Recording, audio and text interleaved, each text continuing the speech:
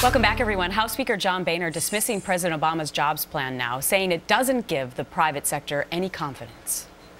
They've been slammed by uncertainty from the constant threat of new taxes, out-of-control spending, and unnecessary regulation from a government that's always micromanaging, meddling, and manipulating.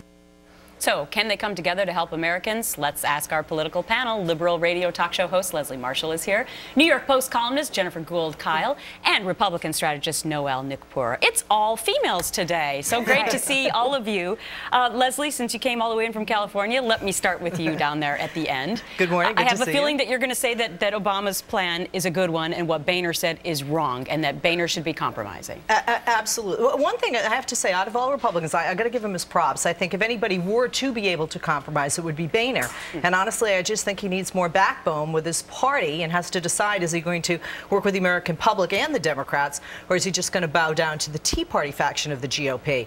The thing that really irks me on this is I am waiting, as an American who happens to be a Democrat, for a jobs bill from the Republicans, for a jobs bill, a specific comprehensive jobs bill from Mr. Boehner. And I'm not seeing that. It's easy to say this is what won't work, but what will work? And that's and we are hearing from economists across the board, even people who worked in the Reagan administration and George H. Bush's administration, who say, look, if you look at 2008 till now, we don't have a huge increase in regulations, so there's no reason they should be even bringing that up. Well, let me throw it over to Noel then, because she's the Republican on the panel. How would you respond to that? You know, Obamanomics and Reaganomics, they're very different. Obamanomics is proven it doesn't work.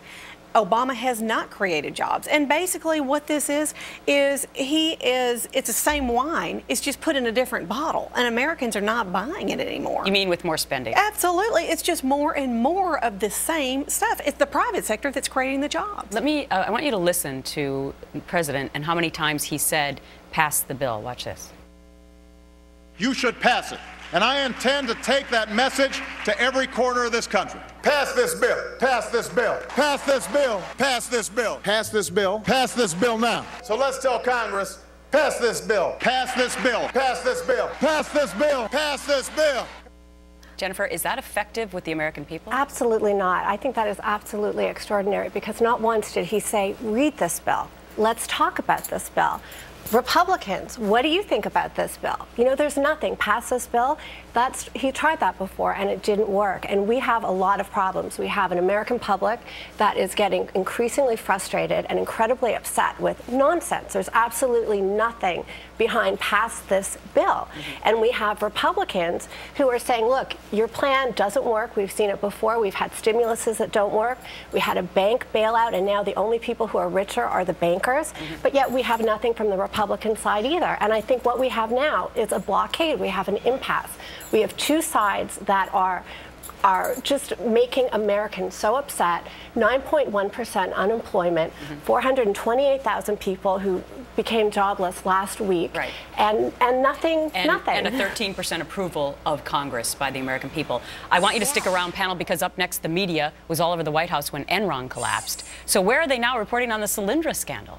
And it's the end of the line. Thank you for analysis, Brian. Well, is the White House being treated differently by the mainstream media covering the growing Solyndra scandal? Last decade, President Bush faced increased scrutiny during the fallout of the Enron case. How is the current president being treated this time around? Luckily, we're back with our panel, so they can provide you their thoughts on that. And let me start with Jennifer this time around. Do you think that there's a difference in the way the coverage has been or not? I think it's been a slow start. It was maybe sloppy, a little lazy. You can't have billions of dollars given out to companies and expect there not to be corruption. So all of a sudden, this has come to our attention, $500 million. Now we know there are problems. There looks to be either incompetence or corruption. I think this is the tip of the iceberg, and that there's a lot more underneath that we're going to see. Tip of the iceberg for just this company, or tip of the iceberg for other loans that were given with taxpayer money? Other loans. I mean, there is such sloppiness. I think the Labor Department just came out with stats that $19 billion has been mismanaged. I mean, there is so much room for mismanagement, and there's no accountability. The problem is these loans the president seems to think that you can throw out loans as a way to stimulate an economy, and yet people don't have to pay the loans back. But Leslie, isn't this horrible timing for the president? I mean, he just released his jobs bill. He's asking for almost $500 billion more in stimulus spending. And now won't the American people be scratching their heads saying, well, oopsie daisy, some of that money wasn't spent well the first time around. Maybe we shouldn't do it again. Yes, but I think the American people are smarter than that, Gretchen. I mean, because quite frankly, when you talk about a bailout of the banks, that was a Republican president that signed that into law, and that was agreed upon by, you know, both parties, Democrats and Republicans, and the American people didn't want that. You know, what fascinates me, you know, about this is the way I hear it is almost as if we have never had a government, left or right, invest in a private company ever, and that's just not true.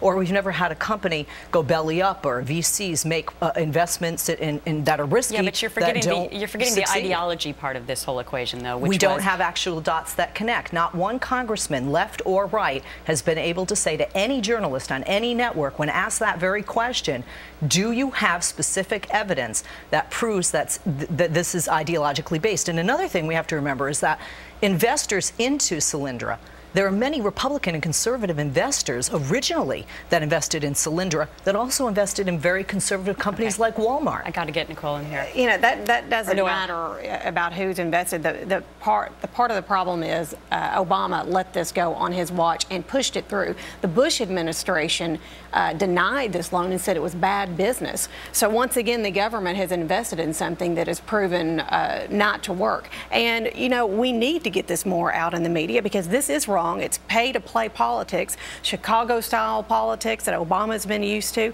and this is wrong. It's an election year, and I think that this is the tip of the iceberg. I think not only this company, but you're going to see more crazy loans brought out. Well, we'll have to wait and see. Leslie, Jennifer, Noel, good to see all three of you. Have a great weekend. Thanks. Coming up, a top general.